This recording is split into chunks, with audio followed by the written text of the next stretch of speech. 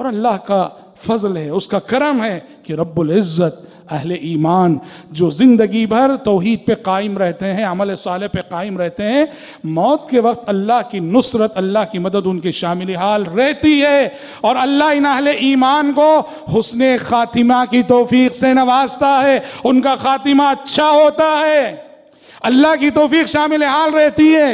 اور اس کی ایک بہت بڑی علامت کیا قرار دی گئی جانتے ہیں اچھے خاتمے کی، اچھی موت کی؟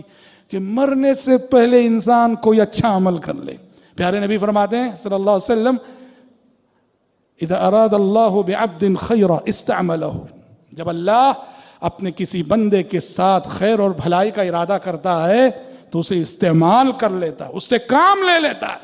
صحابہ نے پوچھا اللہ کے نبی استعملہ کا مطلب کیا ہے، کام لینے کا مطلب کیا ہے؟ کہ وفقہ لعمل صالح قبل موتہ، کہ مرنے سے پہلے اسے کسی نیک عمل کی توفیق دے دیتا ہے، وہ نیک عمل کرتا ہے اس کے بعد مرتا ہے۔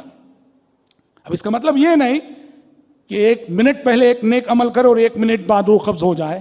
1 دن پہلے بھی اگر نیک عمل کیا اچھا سا، کوئی صدقہ کر دیا، کہیں صلح کروا دیا، کسی مظلوم کی مدد کر دیا، کوئی بڑا کام کر دیا، یاد رکھو کہ جس کی زندگی کے ماضی کے مقابلے میں موت کے قریب کے لمحات اچھے رہے، موت کے قریب کے مہینے اچھے رہے، موت کے قریب کے سال اچھے رہے، موت کے قریب کے ایام اچھے رہے، تو علامت ہے اس بات کی کہ اللہ نے اس بندے کے ساتھ خیر چاہا ہے، بھلائی چاہیے۔ اور جب اللہ چاہتا ہے تو یہ سعادت بھی مومن کو نصیب کرتا ہے کہ وہ لمحہ، جس لمحے روح قبض ہوتی ہے، اس لمحے بھی خاص طور پہ عمل صالح کی توفیق دیتا ہے۔ ابن تیمیہ رحمۃ اللہ علیہ، ابن تیمیہ کی وفات ہوئی کس حال میں ہوئی؟ قرآن پڑھ رہے تھے، قرآن پڑھتے ہوئے۔ اور کون سی آیت پڑھ رہے تھے جانتے ہیں؟ سورہ قمر کی آخری آیت پڑھ رہے تھے اور ان کی روح پرواز کر گئی۔ اور سورہ قمر کی آخری آیت کیا ہے؟ ان المتقین فی جنات و نہر فی مقعد صدق عند ملیک مقتدر۔ یہ آیت کہ متقی بندے جنتوں میں ہوں گے، نہروں میں ہوں گے، اللہ کے پاس ان کا رتبہ بہت بلند ہوگا، ان کا مقام بہت بلند ہوگا، یہ آیت ورد کر رہے تھے، پڑھ رہے تھے، تلاوت کر رہے تھے، ابن تیمیہ کی روح قبض ہوئی۔